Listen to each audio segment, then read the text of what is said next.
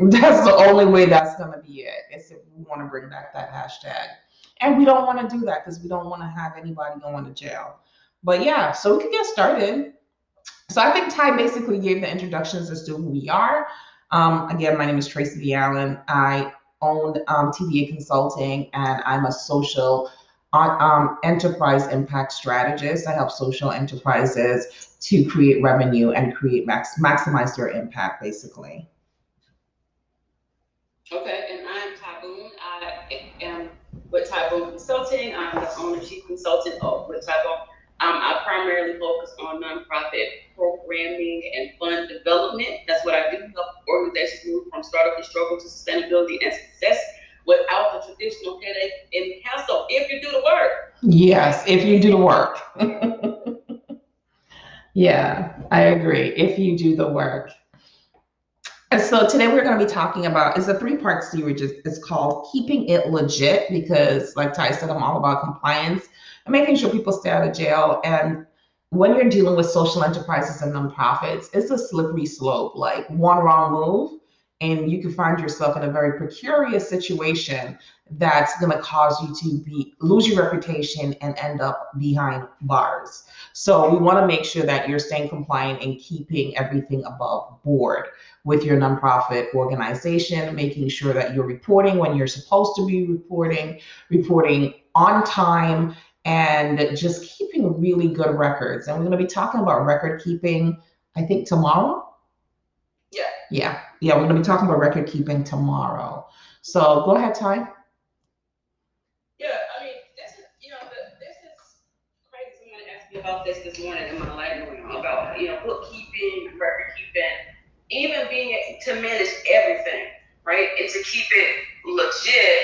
Not tying your accounts together. We see a lot of that going on in both worlds, right? Mm-hmm. Tying starting your business is not setting up business accounts. It's tying your business with your personal accounts. Those things that will get you in trouble and that are just simply not legitimate ways to move forward. Even when you're talking about nonprofits, formation at this bottom level right now, where everybody has a new idea, everybody wants to start a new business, a new organization right now, and things like having family members on your board. And I know that's not illegal to do, but it's not good practice. You don't want to do that because you start to cross lines, right? You start to get into places or spaces where you're starting to do things that aren't completely according to the rules. And sometimes I know we excuse ourselves, right? We're like, okay, this is not how I intended this to be. It's okay this time, and I'll pay myself back from this, that kind of thing, without keeping those accurate records. Tracy, I heard you today in your past program talking about loaning money to your business instead of giving it. Even things like that, and knowing where to draw the line, what is a loan to your business, how do you separate those funds? How do you schedule your payback? If it's going to be a loan, what type of conditions need to go in place for a loan? Just like you're doing with the banks. Yep. Right. Absolutely. Yeah, that was one of the things I needed to make clear when I did my capacity cram today, is that yes, you can loan your business money, but no, you cannot charge your business interest. What exact amount that you gave to the business as a loan is the exact amount that you need to collect from the business, nothing more. Okay, you can collect less if you want to, but you cannot collect any more money. But I find far too often that nonprofit organizations they self-fund, and people are dipping into their retirement accounts. They're dipping into their savings accounts. They're borrowing from Peter to pay Paul to try to keep the nonprofit afloat. But what you can do is to loan the money to the organization. This is a startup loan, just like if you were going to the bank. And as the organization makes money, of course, you have to have a legal document between you and your business to have that business pay you back in installments until you get your money back.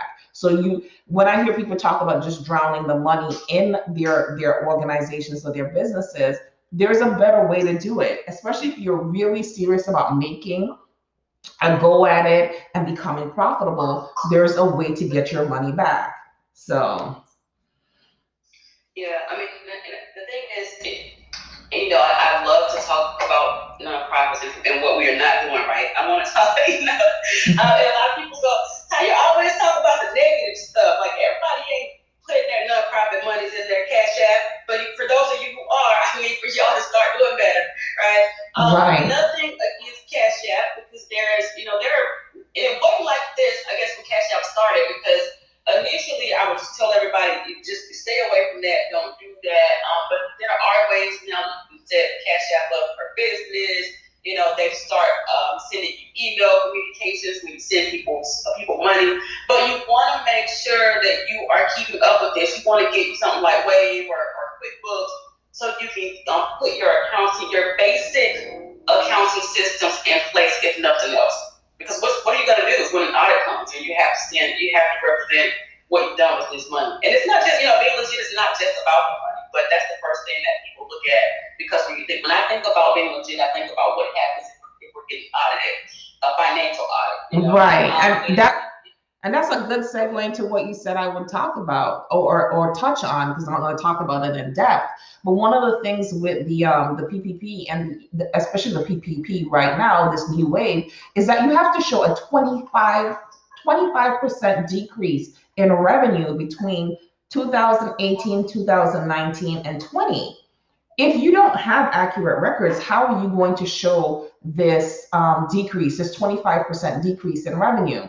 And that was a problem that a lot of people ran into the last time we had the PPP, is a lot of people could not get the PPP loan because they did not have the records to prove they were filing their income taxes correctly.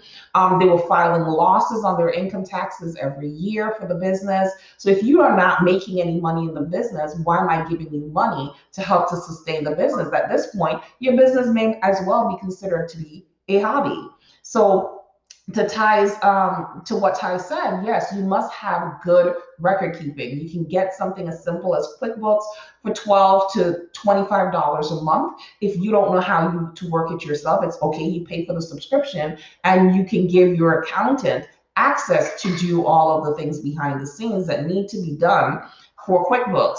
If you have accurate record keeping when it comes to your finances, it's a click of a button to get the necessary information that you need to turn over to your bank or whoever is asking you for the money. So these are just little small things that you can do to be compliant, especially in the financial department. I liked it. And I mentioned this to you last time when I heard you mention it before. Mm-hmm. When you're doing your taxes, your business taxes, a lot of people are trying to fly under the radar. Yes. Right? And you get these fancy accountants, and they tell you, stuff like, oh, we're just gonna report that we didn't gain anything, that everything was a loss, one is negative. When you do that consistently, you're not communicating that you have a business, because businesses are supposed to make money, right? And I know what we're doing. We're trying to avoid tax debt, right? Like, we're not trying to pay any taxes, so we're gonna tell the IRS that we had all these super expenses that we didn't have, and we experienced loss after loss. And when you're doing things like that, you're really putting your business in a bad position, making it difficult a lot of times to get access to some of this funding that's available. Absolutely. And if you're a nonprofit organization, just having good record keeping when it comes to your financials just makes your life much easier when you're looking for sponsorship, when you're looking for grants, when you're looking for, you're doing capital campaigns, just making sure that you have good record keeping. So when it comes time for an internal audit or a federal or state audit, which can pop up on you at any point in time, you have your things in check.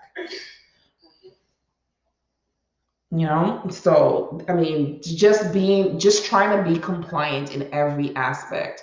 A lot of states also have some reporting requirements for various entities, making sure that you're keeping up with those requirements as well, because there are fines when you don't do your reporting. Just like when you don't report to the IRS and you keep telling people you have a nonprofit organization and you don't realize that your IRS done closed your nonprofit organization years ago because you weren't turning in your 990s. And that happens so often.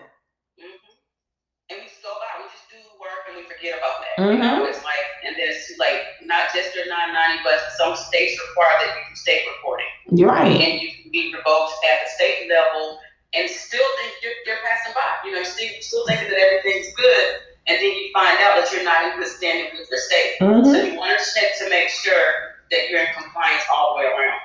And usually, if you're not in good standing with your state, that usually comes along with a hefty bill that you're going to have to pay to clear that up. You do not want to get in problems with your state when it comes to your entity. I have one person right now who owes the state $5,000, another person who owes the state $15,000, and it's just from one simple thing: reporting. Starting these entities is not enough. You actually need to know what the follow-up procedures are that go along with them so that you can stay compliant. Okay. What else is that? I don't know. What other areas do you want to touch on when it comes to compliance? So this is a series. So we're going to be talking tomorrow. Yeah. You know, so I don't think, you know, I think today the finances was a good thing. Okay. Because tomorrow we're going to be talking about record keeping. Right. Yeah. That's where we always fall in the hole. You know, just kind of I guess tomorrow the next day we'll go into programs and things more, because there are compliance issues around programming and management. You know, that I think people should really get a hold of this early in the calendar year. Right. Now that you mentioned programming, one of the other things that we can bring in programming when it comes to the finances is usually when you have programs, you're getting some type of a grant to fund those programs. The grantor usually has some type of reporting that you have to do to them as well for them to sustain your grant, especially if it's a multi-year grant. So you want to make sure that you're following those reporting guidelines as well, so that you can keep getting your grant. If you're not doing that, that's going to put a bad stain on you, and you're not going to be able to get any more grants from that particular funder. Yeah, grant management. I mean, you know, that's one of the things that I also focus on is grant management. I mean, there's been times, Tracy, where we've rescinded people's grants before they even get the check. Wow. We tell them, hey, you got this award, and then we're ready to write checks, but there's an organization that I work with now where, you know, everyone who's funded has to do an orientation with me, because, you know, sometimes when you get like a certain amount of money, we just want to talk to you, right? It's like, well, let me talk to you. We just not going to coldly send you this money, so we want to talk with you. And some stuff that came out in the orientation didn't make sense to me. Oh, wow. It didn't make sense. Didn't match up with what we've seen in the proposal. So I went back to the funders. Like, hey, this doesn't make any sense. So they're like, okay, we're just gonna have to pull that back. Let it know. Oh, wow. You'll see. I mean, I'm talking about this went on for weeks, where he was kind of the ED just kind of cried and called me every day, right? Trying to panicking. Like, is there anything no, there's nothing you can do. Because this didn't make sense. The budget we asked for didn't look right. He said somebody else had written it, so he didn't really understand. You gotta know what's going on in your organization. Exactly. The buck stops with you.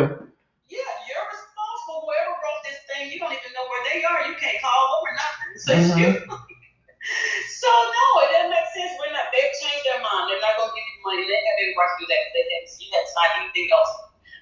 So that's it.